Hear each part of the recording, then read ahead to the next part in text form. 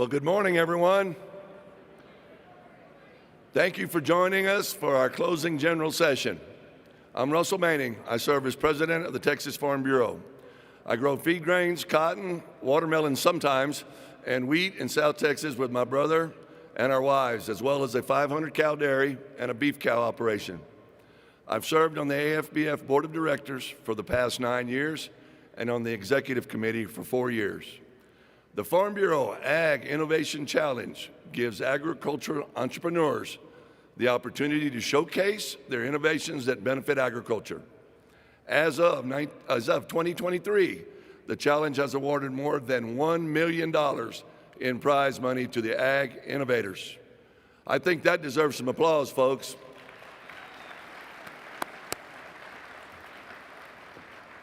This year, the challenge was made possible by our partnership with Farm Credit. Representing them on stage today is David G. Brown. We also want to acknowledge the gracious support of our other sponsors, Bayer Crop Science, John Deere, Farm Bureau Bank, Farm Bureau Financial Services, and T-Mobile.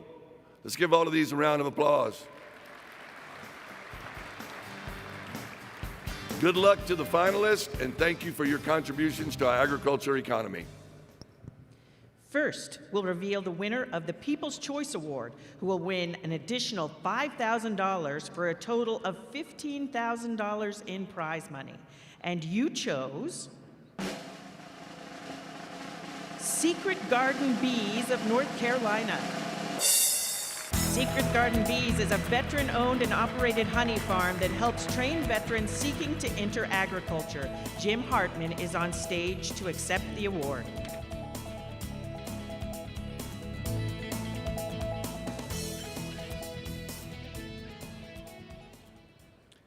The 4 finalists have already won $15,000 for their businesses. Here are the final 4. Appanoose Manufactured Products of Iowa is a company that designs and manufactures fire suppression technology with an emphasis on ultra-high pressure systems. On stage is Mark Mendick.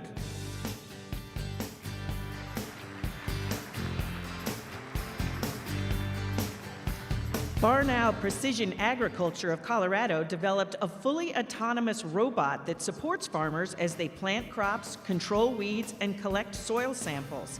Sarah Hinckley and Brian Stafford and Jaron Hinckley are on stage.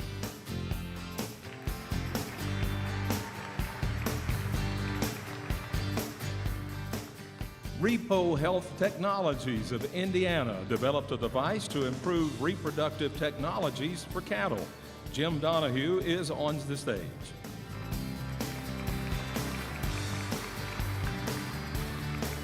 Utterways of New York developed an innovative device that improves sanitation and enhances milk flow as dairy cattle are milked. Zachary and Jody Neal are on stage.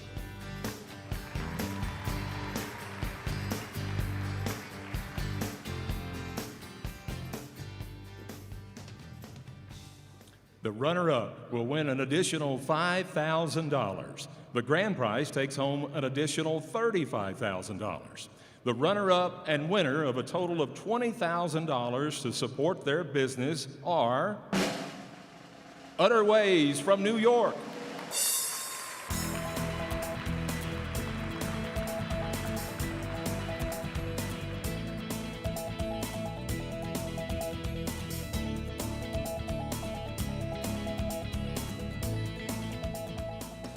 And now, the grand prize winner of a total of $50,000 for their business venture, Colorado's Barnow Precision Agriculture.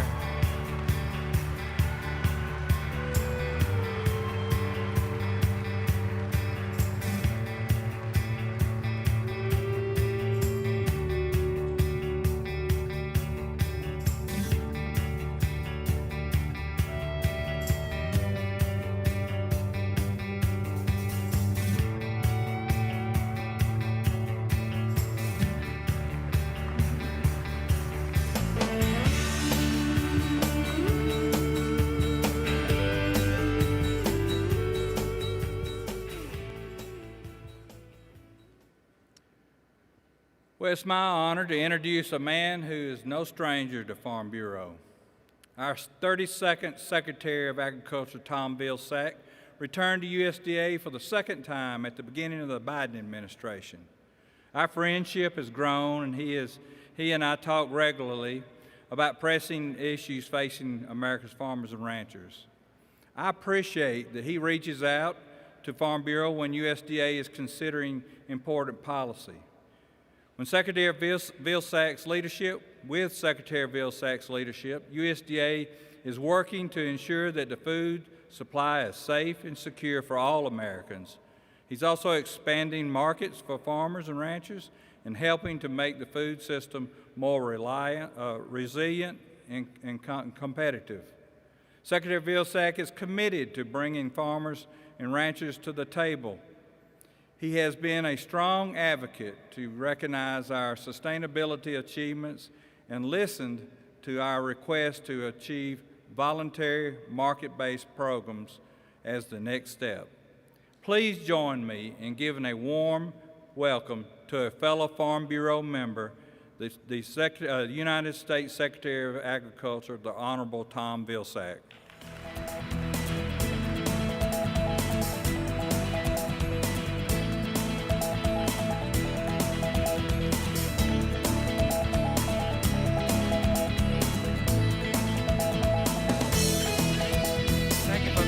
Thank you very much.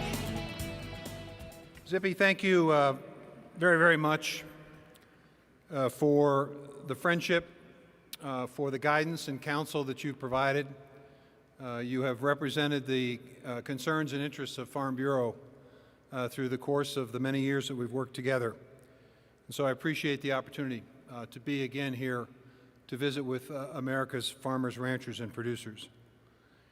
Zippy's been in my office, and so he knows I've got a fairly large desk. And on the desk there are a number of items, and one of the items recently added to my desk was a gift that I got at Christmas time from my son Doug, who lives in Colorado. It was a book that was written by Gifford Pinchot entitled Conservation. And so the other day I had just about 5 or 10 minutes in my day, and I had the opportunity to sort of thumb through the book. And I came across a quote from Pinchot about the importance of conservation, the significance of our natural resource base as being fundamental to our democracy, to our way of life, to our economy. It was his belief that we needed to maintain that natural resource base in order to continue to be a successful nation. Well, I would, with due respect to Mr. Pinchot, I would add a component to that. I think at the foundation of our economy and our value system is American agriculture. The farmers and ranchers and producers across this great country that work hard every single day to provide extraordinary diversity of product.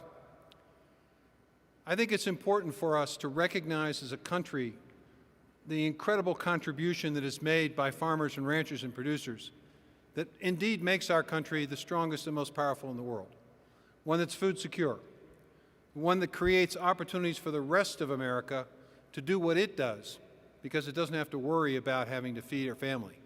We just simply have to have a paycheck, allowing us to go to a grocery store and get the benefit of your hard work. So I think it creates, for me, as the Secretary of Agriculture, and for all of you, a sacred responsibility focused on conserving.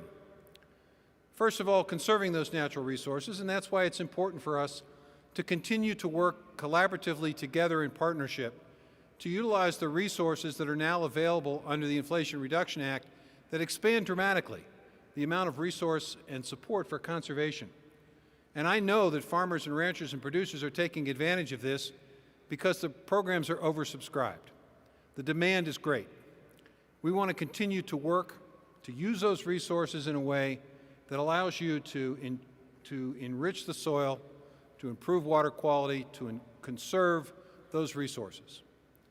I think it's important and a sacred responsibility on our part to ensure that we conserve the opportunity to continue to farm, notwithstanding the fact that farmers, ranchers, and producers across the country are often faced with disasters. We know that we've seen a marked increase in the intensity of those disasters. The 100-year flood doesn't occur every 100 years. Unfortunately and tragically, in some parts of the country, they occur 100 days apart. And so it's important for us to continue to focus on risk management, on crop insurance, to ensure that we, in fact, can provide the assistance and help. Just a few minutes ago, I had the opportunity to visit with the presidents of the state presidents of the Farm Bureaus represented here today. And I shared with them our commitment to expanding crop insurance, looking at currently 134 crops that are insured through risk management. That's increased dramatically. 604 varieties are covered, 34 plants, $207 billion in production is protected through this mechanism. Last year we invested about $12 billion in indemnity. The year before, $19 billion. These are life-saving payments that are required and necessary in order for us to continue to conserve the opportunity to farm. There's also the desire and the need for us to conserve that opportunity in the face of challenging economics. Here's what you may not know. In addition to Gifford Pinchot, who expressed concern, on my desk there's also a book that was written in 1863. It was the first report of the Commissioner of Agriculture for the United States. It was a report to Abraham Lincoln. Thankfully, I don't have to do that with President Biden. Good Lord. This report was 632 pages long. It was remarkable. But in it was a preface about the importance of preserving the opportunity for small and mid-sized farming operations as central to our democracy, and a warning that if we allowed the erosion of small and mid-sized operations, that our democracy, our country would suffer. Fast forward to 1981, a predecessor of mine, Secretary Berglund from Minnesota, expressed the same concern. As we watched the transition from a supply management system where farmers did pretty well during the post-Depression era to a supply management, to a market system, the concern was that this would drive further consolidation of farmland. I just shared with Zippy in the green room these statistics. Since 1981, since Bob Berglund issued that warning, we've lost 437,300 farms. Now, that's farm families that are no longer in the farming business, which means that in all likelihood their families are no longer in those small communities, which means their children aren't in school, which is one of the reasons why schools have had to consolidate. They're not shopping at the central business district, which means that small family-owned business may not be in business today. It may be a dollar store or Walmart. It means that the local hospital maybe is now a clinic. And the question I ask all of you today is whether we're okay with that. In a 40-year period, the loss of that many farms. To give you a sense of how many farmers that is, that's every farmer today in North Dakota and South Dakota, in Wisconsin and Minnesota, in Iowa and Illinois, Nebraska and Colorado. At the same time, since 1981, we've lost 141 million acres of farm land that was once in farming that is in farming today. That's the landmass of Florida, Georgia, South Carolina, North Carolina, and Maryland. Are we okay with that? I'm not. I don't think you are either. And I don't think the country can stand a continued acceleration of the loss of small and mid-sized farming operations. We can do better.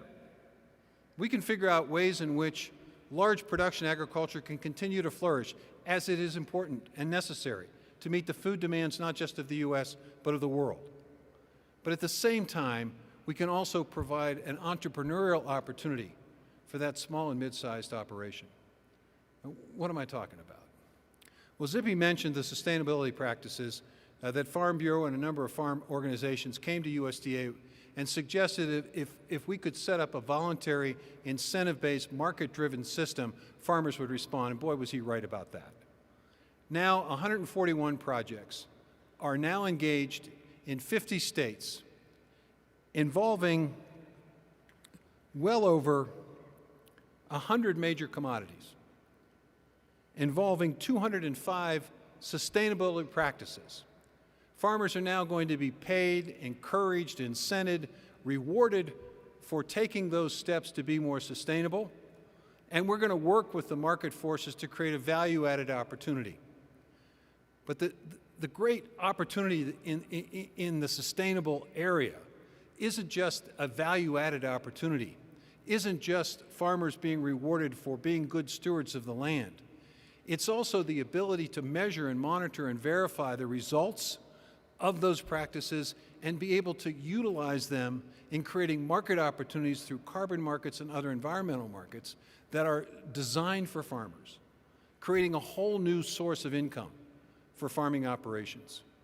At the same time, there are projects like GEVO, which is operating out of the upper Midwest, that is focused on taking agricultural waste and turning it into sustainable aviation fuel. This is a whole new opportunity for American agriculture to embrace our transportation challenges. While we're getting to net zero, we're going to help the transportation industry get to net zero. It's a 36 billion gallon industry that doesn't exist today, that can create nearly 1 million jobs in rural places, that can create more opportunity, more sustainable economic opportunity for small and mid-sized operations. I'm traveling immediately after this speech today. I'm going to Georgia, Zippy, and you know that's a long flight. And I'm going to be Wednesday at a new facility opening up in Georgia designed to use corn into producing sustainable aviation fuel. And I'm excited about that opportunity because it opens up a whole new vista of opportunities, of bio-product opportunities. There are literally 40,000 of those opportunities. And that creates a new entrepreneurial avenue. So you've got, with sustainable practices, you've got a value-added opportunity, you've got a new income source from ecosystem service markets, and you have an opportunity as well to convert agricultural waste into something more valuable. All of that is being supported today by USDA. Resources from the Commodity Credit Corporation, from the Inflation Reduction Act, from the Infrastructure Law, and from the American Rescue Plan. We're excited about this future. We're excited about lowering costs for farmers. We know that input costs are a deep concern. That's why we continue to see an expansion of our Renewable Energy for America program, helping individual farming operations lower their energy costs by installing on their farm individualized renewable energy projects. Today we're announcing an expansion of opportunity in that space. Excited about that opportunity. We're announcing 650 additional projects being awarded in 42 states, about $150 million to expand that opportunity. It's going to help lower costs for farmers all across the United States. We've already done over 4,800 of those awards, and we're going to continue to see a significant increase. But it's not just lowering the costs that this creates, it also creates the opportunity as farmers improve renewable energy opportunities and increase the amount of energy that's produced on their farm. They can take that excess energy and, working with their neighbors, potentially work with their REC to create power purchasing agreements and yet another income source that doesn't exist today that will exist in the future. And it's not just renewable energy, it's also about fertilizer. We know that for far too long we have been over-reliant on others to supply the fertilizer necessary for crop production. That's why I'm excited today to make additional announcements in our fertilizer expansion effort. We've identified roughly 90 projects that we're exploring for around $900 million.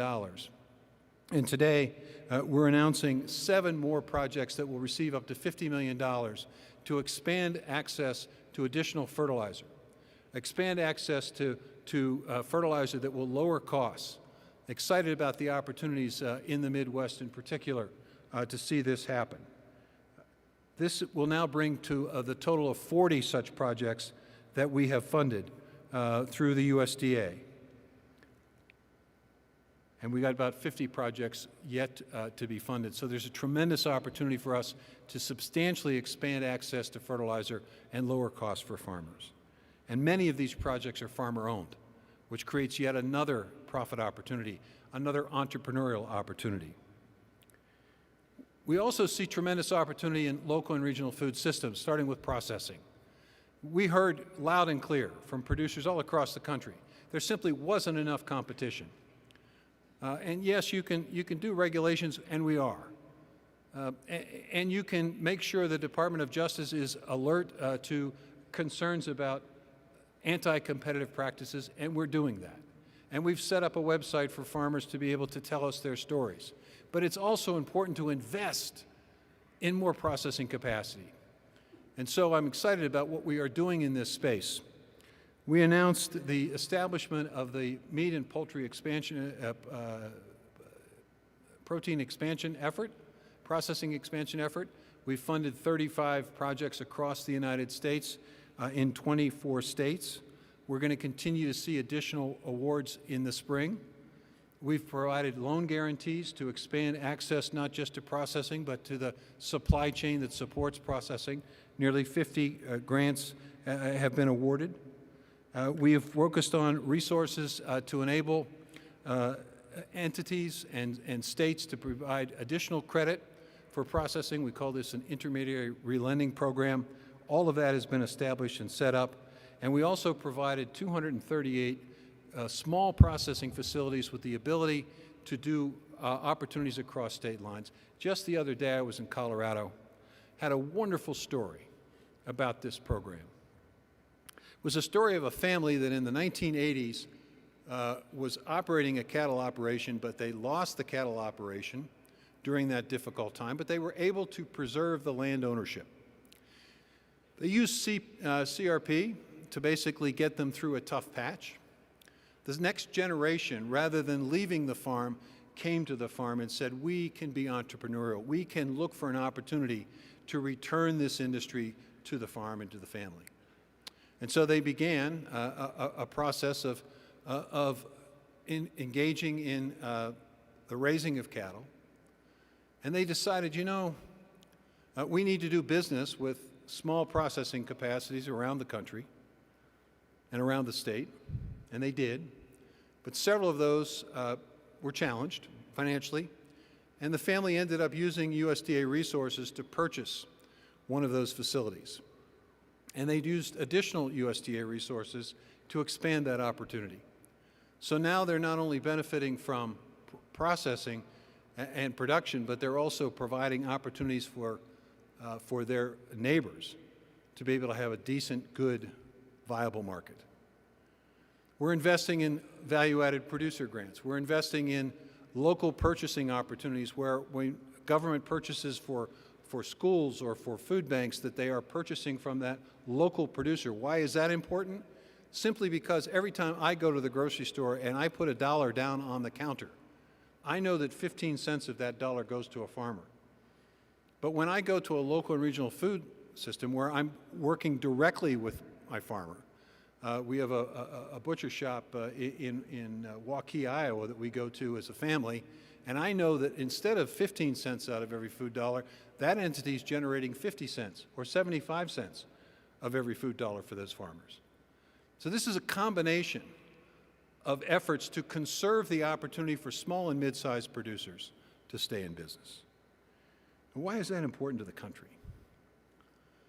In addition to making us a food secure nation, in addition to the notion that it creates a strong foundation that frees everyone else up to pursue their dreams and their aspirations, which has created this incredibly complex American economy that we're so proud of. It is also rural America that provides more to the country. As I say often to audiences, it also provides the sons and daughters and grandsons and granddaughters into our military, the people who are willing to risk their lives to protect our freedoms. Disproportionate number come from those small communities. So when I see the loss of farms, and I see the loss of farmland, and I know how difficult and challenging it is from a financial perspective, even though we've enjoyed 3 best years in net farm cash income in the history of the country, and this year, while it will be a little bit more difficult, will still be above average. The challenge is that the income has become consolidated. In those 3 record years, 7.5% of American farms, the farms that sell more than $500,000 in sales annually, received about 89% of that income, which meant that nearly 2 million farms had to share 11%. And what we're doing here is creating opportunities for that 92% of farms to be able to have multiple revenue streams, so that when they are at that kitchen table and having that conversation with the son and the daughter or the grandson or the granddaughter, and maybe it's a veteran returning from military service, about what's next, I want that conversation to always be, there's tremendous opportunity here.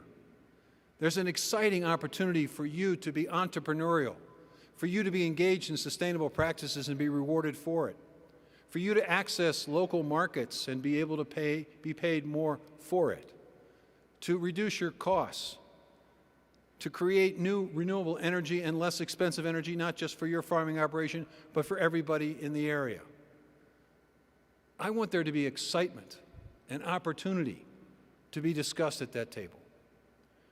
Because at the end of the day, it is the value system of this country that is represented in this hall today. It is a value system that rewards hard work, that understands that nothing is given, that everything is earned. It is a value system that understands and appreciates the concept of community, and I'll finish with this. I recently had an amazing conversation in a short period of time at a little town hall meeting in Maine. A dairy farmer had the opportunity to say anything to me that she wanted about the operation, about the dairy industry, about the challenges.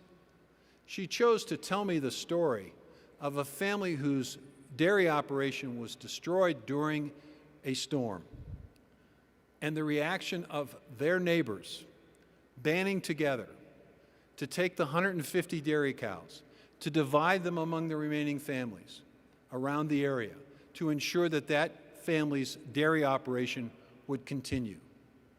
Folks, that's what's at stake here. We can't afford to continue to lose farms and farmland. We have to figure out a better way, a different way, a more exciting way, a more challenging way. And that's what I spend virtually every waking moment of my life focused on, because I understand the significance to American agriculture, I understand the significance to the Farm Bureau, and most importantly of all, I understand the significance to the greatest nation on earth, our country. God bless you all, and God bless our country.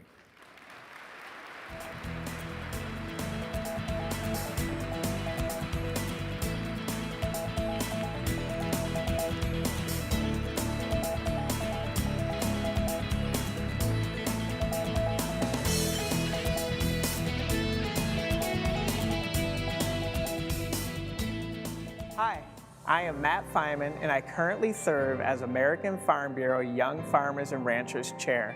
And this is my wife, Lindy. And we work alongside my family on our family farm here in Southside, Virginia, where we raise beef cattle in a cow-calf operation. Farm Bureau is where I've been really able to find my identity. I had a lifestyle and identity, a version of myself back in Minnesota, and when I came here, it was how do we make this all fit into who we are as a family and who I am individually. And Farm Bureau has allowed me to capture that and allowed me to find my purpose, and I want to advocate for the people who are day in and day out going through the stresses they are. The biggest struggles across the country that I hear so far that young farmers and ranchers are facing is going to be land access, expense for machinery, expense for startup. It's going to be the mental health struggles of getting involved in a farm and what all that takes and the constant challenges that go on. We're a grassroots organization, so our policies start from the county level to the state level to the national level. So by embracing our young people at the county level and allowing them to come in and have input when it comes to our policies, we'll continue to show them the embrace and the support they need. I'm Farm Bureau proud because of family. Farm Bureau has allowed us to grow ourselves as individuals, but also as a family and on the family farm. And it has also included a large family across the state and the nation for us to rely on when we really need them. I'm Farm Bureau proud because of our membership. Throughout the United States, we have close to 6 million members, but no matter where you go, it seems like a small family, and we're here to support one another and look out for one another. We are the Fymans, and we are Farm Bureau proud. Good job. Yeah.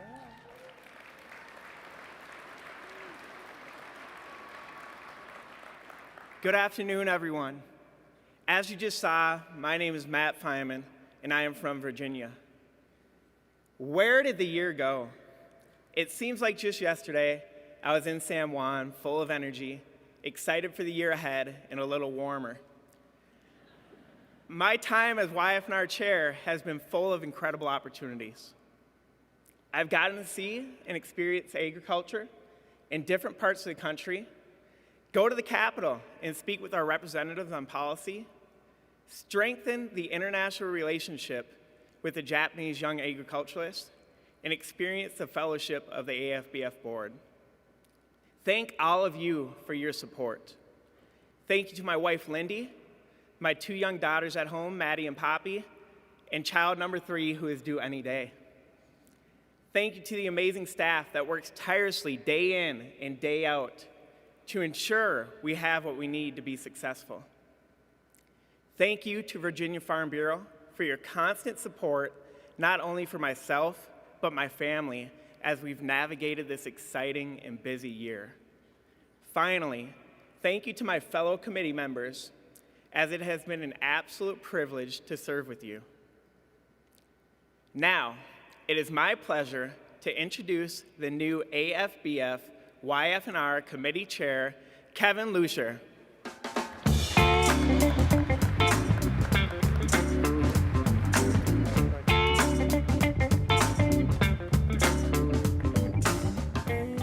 Thank you all. As Matt said, I'm Kevin Lucier from Florida. I'm so grateful for this opportunity to serve Farm Bureau on the national level. This morning, we're going to celebrate the excellence of young farmers and ranchers who ensure a bright future for American agriculture. Stanley Black & Decker is awarding the 3rd place finalist in each competitive event with $2,500 worth of their products. Representing the company on stage is Albert Fitzgerald.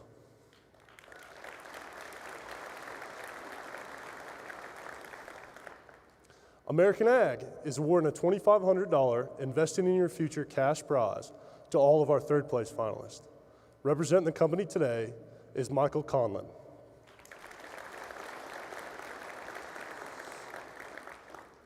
Case IH has been a sponsor of the YF&R competitive events for an amazing 30 years. That's longer than I've been alive. They're awarding 4th place finalists with a Case IH branded solo stove, 3rd place finalists with a Case IH branded safe, and 2nd place will win $25,000 in credit toward new Case IH equipment. Here to represent the company is Morgan Dietrich.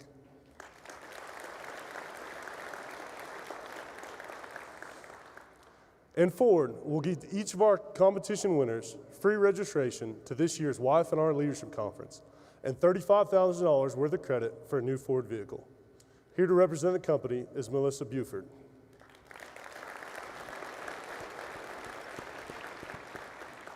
Thank you to all of our terrific sponsors. The Excellence in Ag Award recognizes young agricultural professionals for their achievements in leadership and their understanding of agriculture issues. These competitors do not earn the majority of their income from production agriculture. 26 of the nation's best competed for this award. On stage are the top 10 competitors.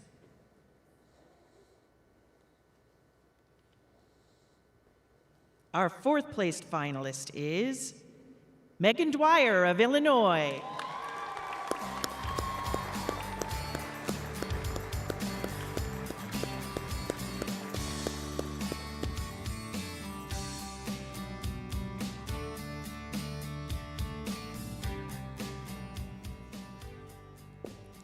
Our 3rd place finalist is Thomas and Rachel Henley of Virginia.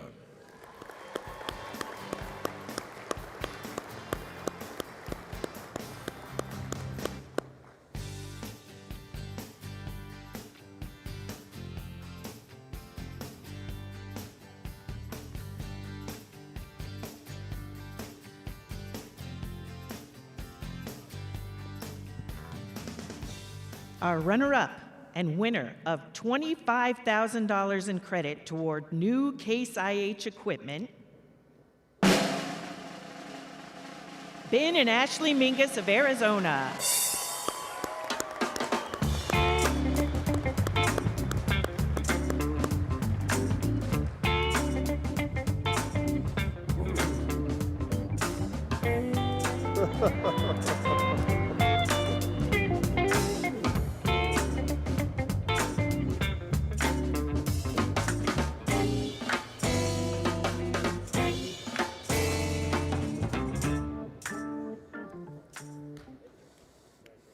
And the winner of $35,000 in credit for a new Ford vehicle.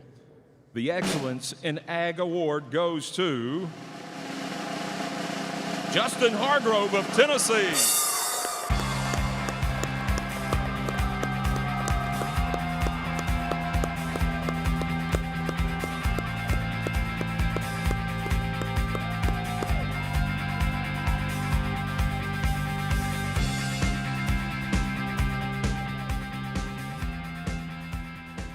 Congratulations on earning the Excellence in Ag Award.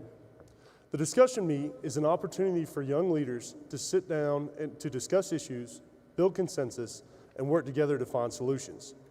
The goal is to help them build the skills, knowledge, and confidence to tell their stories in all forums and work with others to get things done.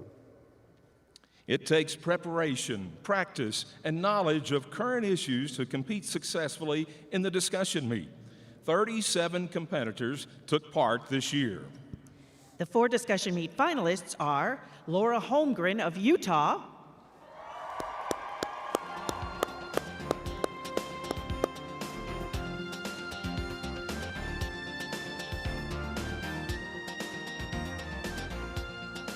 Cole Likely of Idaho,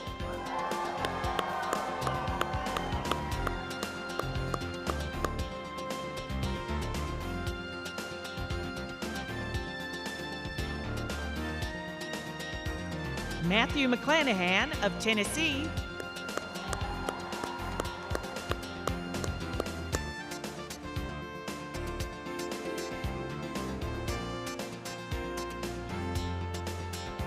and Kylie Wheeler of Indiana.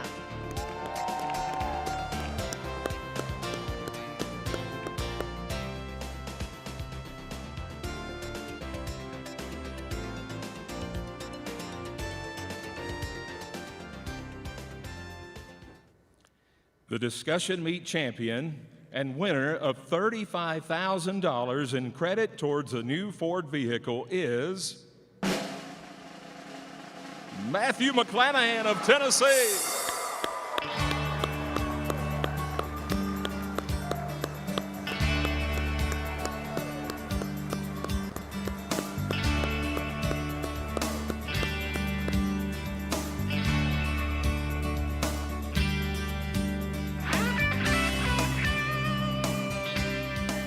Fourth place went to Kylie Wheeler, third place to Cole Likely, and second place to Laura Holmgren.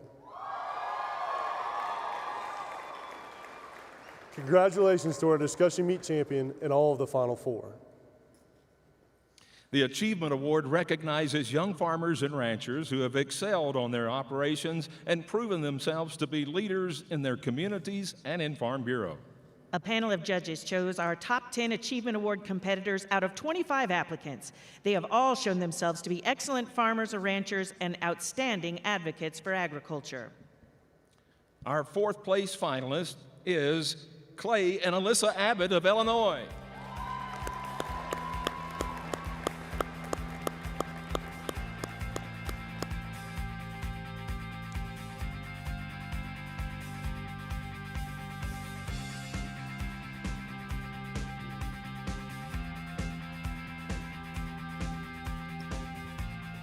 Our 3rd place finalists are Brady and Anna Peak of Alabama,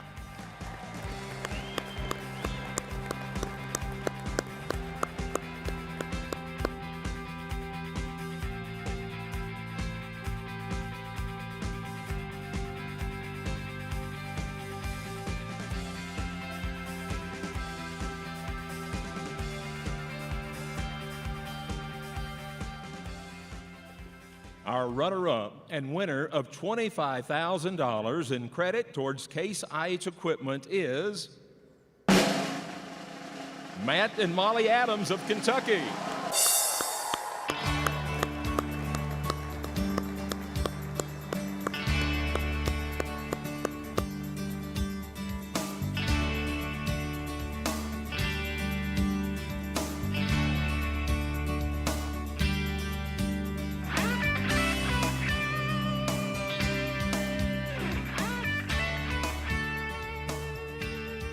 And who gets $35,000 towards a new Ford vehicle?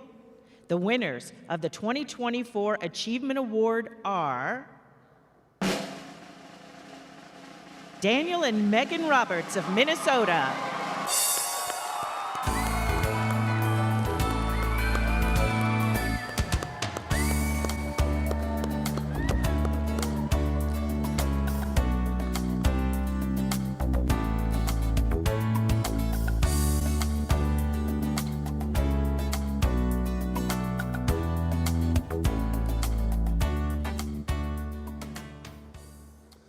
Congratulations for winning the Achievement Award. Let's give a hand to the great sponsors and all the participants in this year's competitive events.